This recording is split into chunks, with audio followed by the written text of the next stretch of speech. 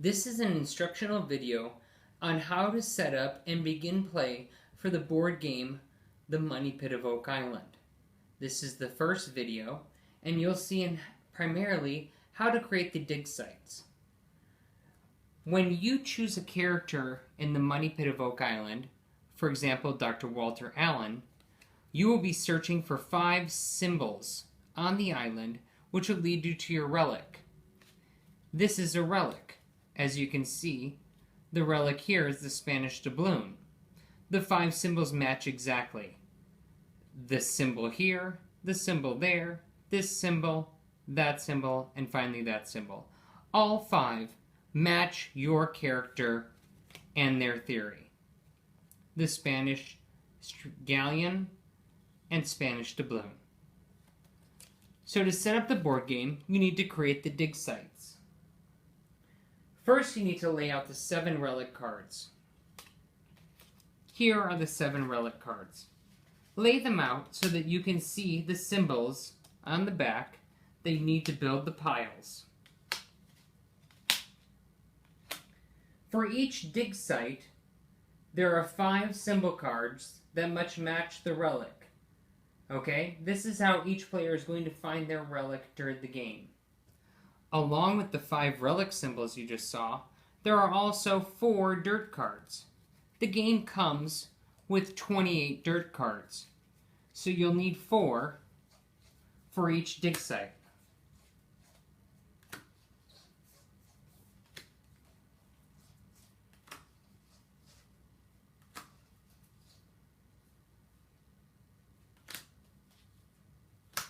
The dirt has been distributed between each pile.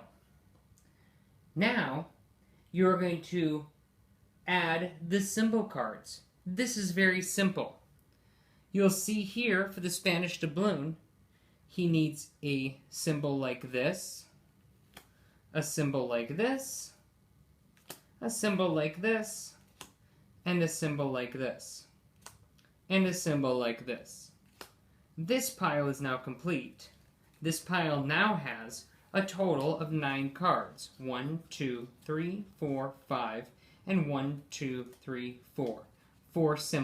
5 symbols and 4 dirt cards. The same can be done for the next pile. This person needs this symbol, this,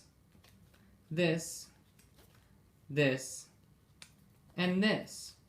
You simply follow the instructions on the cards and you create all of the symbols. Together, we can do this. Here's another X, and another X. We can do the next pile. Here is a triangle, and a triangle. A 2, a Roman 2, and a Roman 2. A circle with the center dot, a circle with the center dot, a circle with the center dot, 3 dots, 3 dots, 3 dots. No matter how you do it, it's important to note which symbols go to which piles and to build each pile carefully. If you build the piles incorrectly, it will ruin the enjoyment of the game. So this vital step must be done and to ensure adequate and enjoyment for all players. So creating the dig sites is now complete. So now you will shuffle each pile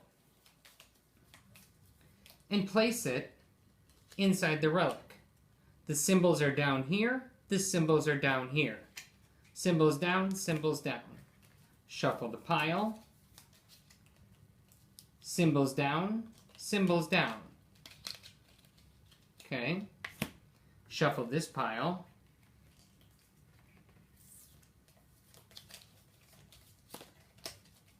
Symbols down, symbols down.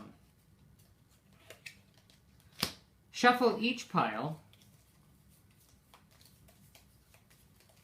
and place in its relic envelope.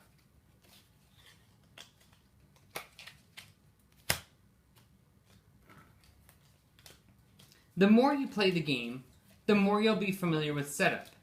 It's simply following the instructions on the cards as the game is set up. You don't have to make anything up.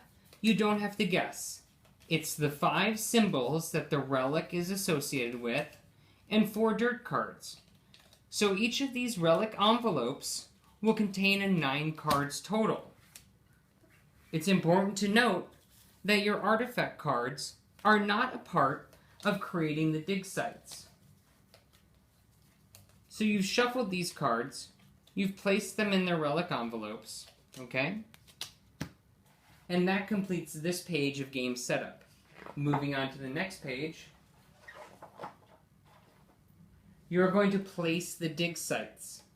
There are 7 dig sites. 1, 2, 3, 4, 5, 6, 7. You're going to shuffle the artifact cards.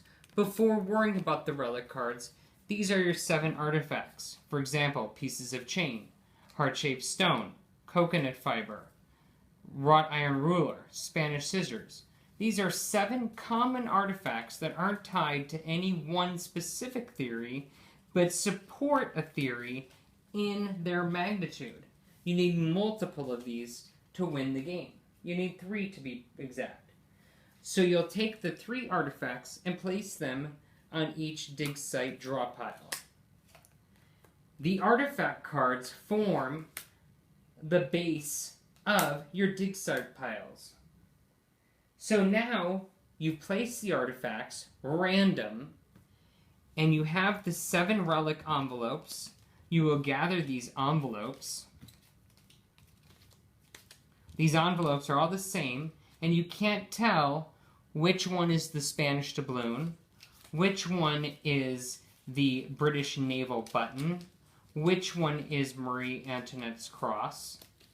And you will place each of these at one dig site.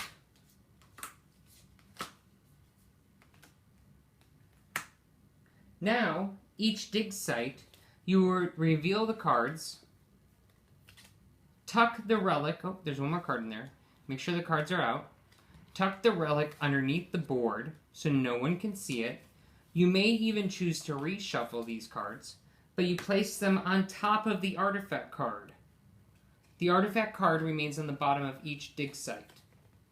You remove the cards from the relic, tuck that under the board, shuffle these cards if you choose to, again, and place them on top of the dig site. You subsequently do this 7 times. Or 6 times. There's a total of 7 times. Boom. Here's another dig site.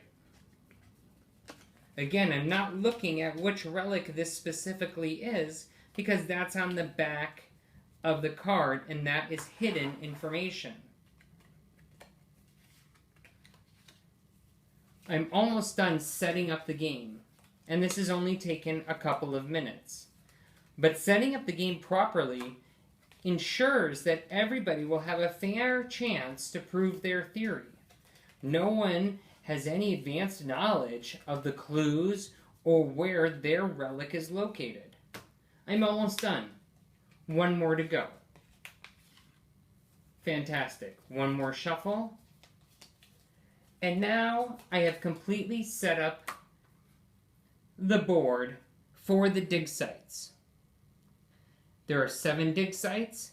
Each of them have an artifact on the bottom that was randomly placed, and each of them have a set of 9 dig cards on top of that artifact that do not correlate to the artifact that represents their relic.